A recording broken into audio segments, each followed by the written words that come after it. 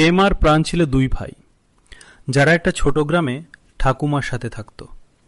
ঠাকুমা ওদের প্রতিদিন গল্প শোনাতেন, গ্রামের মাঠে খেলতে দিতেন, আর বলতেন, তোমাদের ভালোবাসা আর একতার শক্তি তোমাদের স্বপ্নকে সত্যি করবে।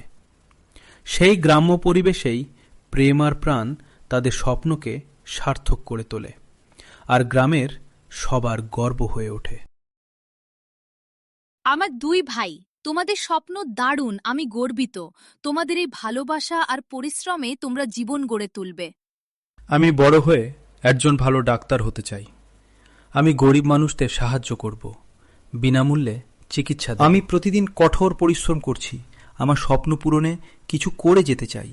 আর তুমি যেন সব সময় ভালো থেকো, সেটা নিশ্চিত করব। আমি শুধু নিজের জন্যই না, দেশের জন্যও কিছু করতে চাই। খেলার মাধ্যমে দেশকে গর্বিত করব।